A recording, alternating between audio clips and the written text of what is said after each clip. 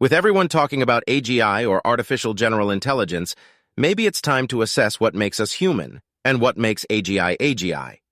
AGI is a system that has the ability to reason, solve problems, learn from experiences, understand natural language, and generalize knowledge across many areas. All these things are part of being human, too. Eventually, AGI will be much better at all of this than us. So what then do we humans have that AGI doesn't? Maybe identifying these things will help us feel more connected to our nature and help us to not judge ourselves for not being able to write an argumentative essay about the socio-economic impact of multinational conglomerates on generational wealth in 5 seconds, even though ChatGPT can. Who cares? The biggest difference, I guess, is that AGI is an artificial computer program created by humans, and we are, well, made up of cells. We're wet inside, which is kinda gross, but really, really human. We sweat, we bleed, we sneeze, cough, and fart, and sometimes we have to sit on a bus for hours holding in a buttload of diarrhea, praying to God that we don't shit ourselves. It's terrible, but also amazing. It makes us who we are. It helps us realize we have more in common with other animals than some smart-ass computer program. Can AGI bench 300 pounds? No. Well, maybe if it has access to a robot. Geez, it could probably lift way more than humans ever could. But is it as cool to see a robot do it? No. Well, maybe. Let's move on. My point is, next time you're on the can, squeezing out a hot snake, enjoy it. Embrace it. Not literally, of course, but take the time to appreciate our amazing digestive system. Can AGI enjoy a spicy fish taco, process it, get energy from it, and push the waste out of its butt? No, we're awesome.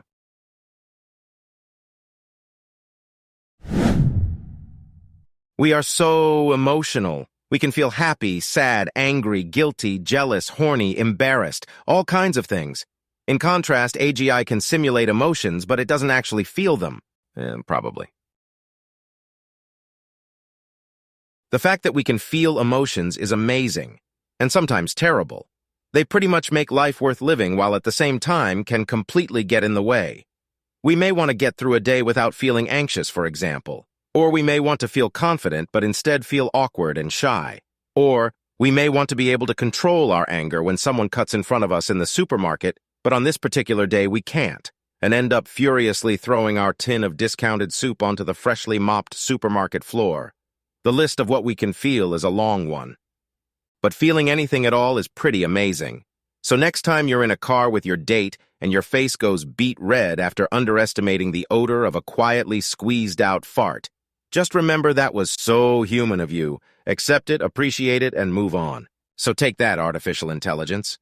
You might be able to do some things way better than we ever could, but you sure can't feel anything about it. Humans are very creative. This allows us to come up with novel ideas and make intuitive leaps that cannot be explained by logic or rules. Whereas artificial intelligence has to follow pre-programmed rules and algorithms. Lame. So lame. Human creativity has given us the back scratcher, the hat umbrella, wheelie shoes, and beer bongs. Our ingenuity is limitless.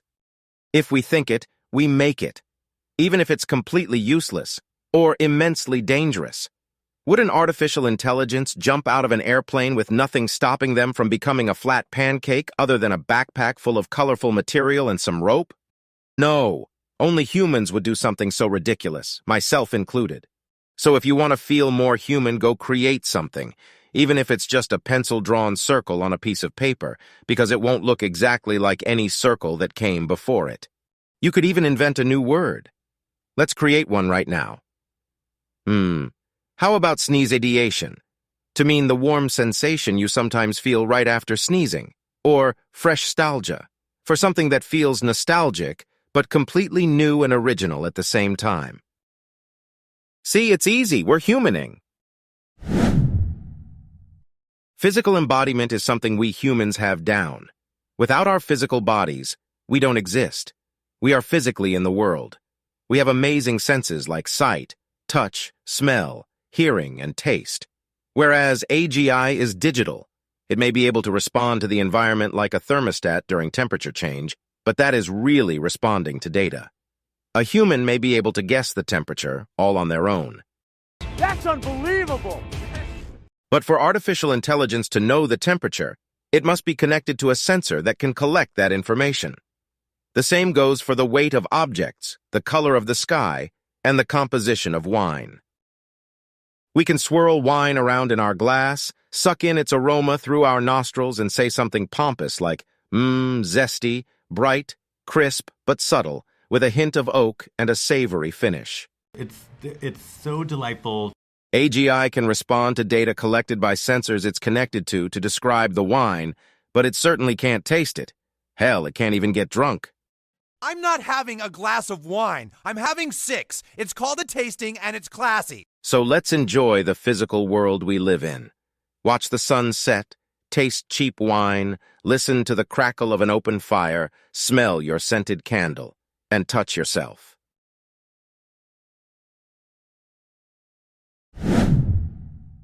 Okay, lifespan. This is where artificial general intelligence has the edge. It could potentially live forever. But who would want to do that? Could you imagine living forever? What would the purpose be? What would you do? It's mind-boggling to think about. There's the idea of being able to upload our thoughts and live on long after our physical bodies have given up on us. But would that really be us? Or just an imitation of us? Would our mind actually continue on, or would we be essentially gone, and the new digital version takes our place? I feel sick. Oh, God! Would we really be motivated to do anything if we could live forever? There's always tomorrow. Would take on a whole new meaning. There would be no urgency, and the concept of time may disintegrate. It's weird to think about. Fortunately, we're not trapped in a digital world. We're in the physical one. This gives us the opportunity to get out of our heads and into the moment. We should try to appreciate as many moments we can. We can love, sense, and feel emotions. Who cares if we don't live forever? So for now, let's try to enjoy what we are. We're human. We're definitely not the best at everything, and we may not live particularly long, but we can sure do some cool stuff. A robot can jump higher than us, but can it jump, fart, and sneeze all at the same time? No! Take that, robots! From one human to another, thank you for listening. I hope you enjoyed this video. Oh, and please subscribe. Bye. I love you.